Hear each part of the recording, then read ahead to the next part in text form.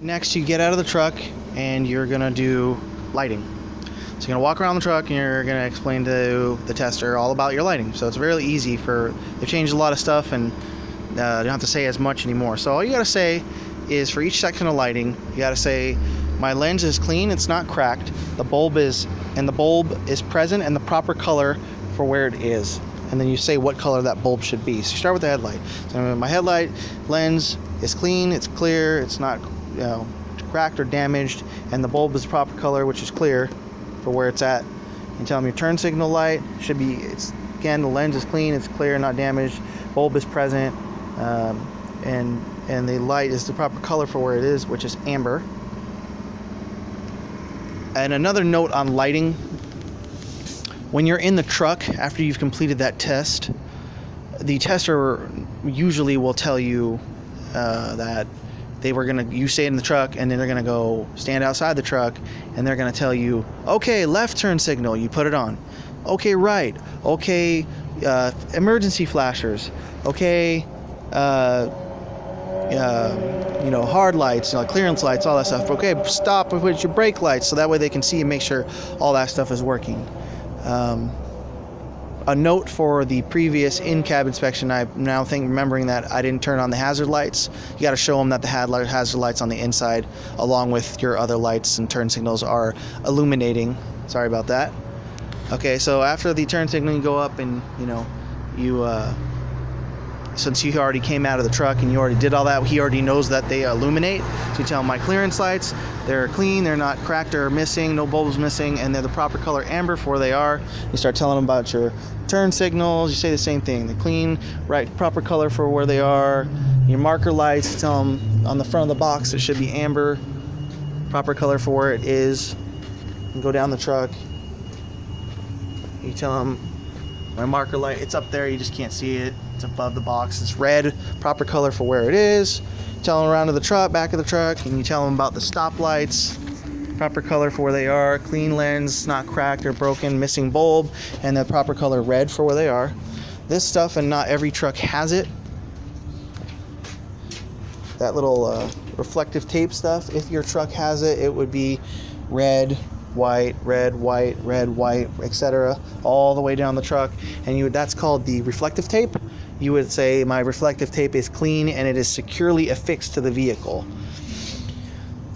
So that's lighting. It's very easy. You only need to do down in Washington. You only need to do one side of the truck. It should be the same in Oregon though. And then after lighting, you tell them I'm ready to do my engine compartment inspection. 9 times out of 10, a tester, if you miss something, they will tell you, are you sure you've told me everything there is to tell about lighting?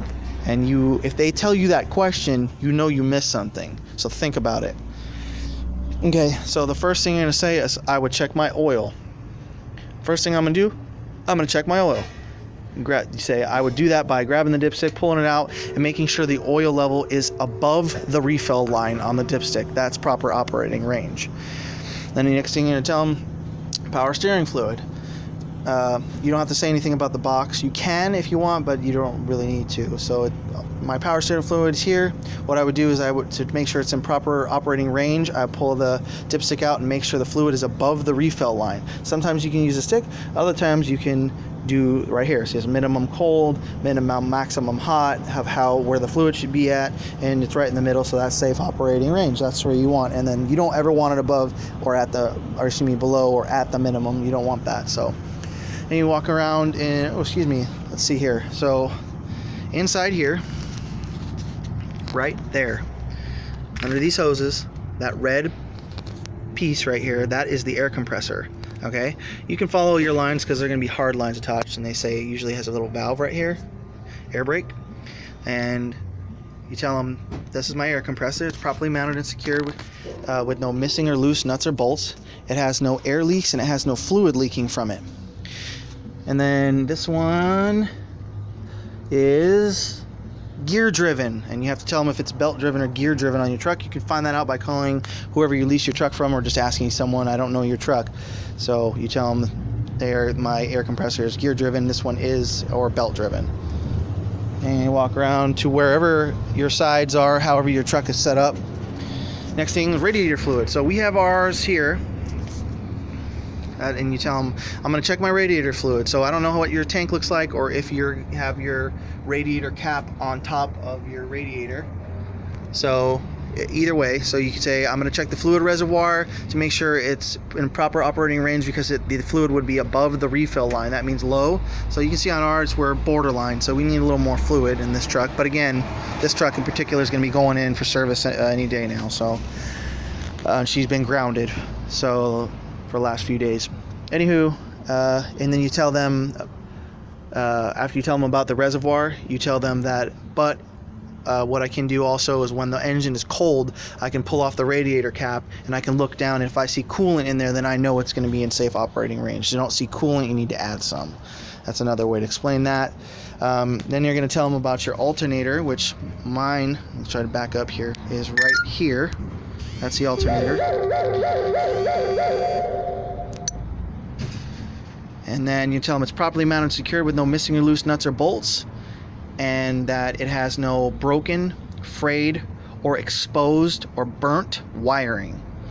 And that's those, or loose connections. So that's these. So all that you have to say. No burnt, exposed, broken wiring, and has secure connections. And the alternator itself is properly mounted and secured, has no missing or loose nuts or bolts. And then you tell them that this belt right here, alternator belt, drive belt right here, you grab it and you pull on it and you say, I'm going to check my alternator belt. The belt is not missing teeth, frayed, cut, or has missing too many teeth, or is excessively worn. And there should only be a 1/2 inch to 3/4 inch slack in the belt. Then as for the engine compartment, you're going to tell them that as my hoses, I'm in my engine compartment, I am looking for cuts, bumps, bulges, or excessive wear from rubbing up against other parts inside the engine bay, leaks. And then you tell them that you're looking for any puddles of fluid underneath the motor or underneath the transmission, and you're looking for any fluid on the bottom side of the engine or the transmission. Engine bay is pretty simple. There's not that many items in here. That should cover all of that. Nope. You need to tell them, while you're over here, depending on where your water pump is. On this truck, my water pump is right there. It's very hard to see. It's in the center of this shot. Some trucks are internal. This one is external. You say my water pump is properly mounted and secured, no missing or loose nuts or bolts, and it has no leaks. And that's all you have to say about that. And I'll get steering next.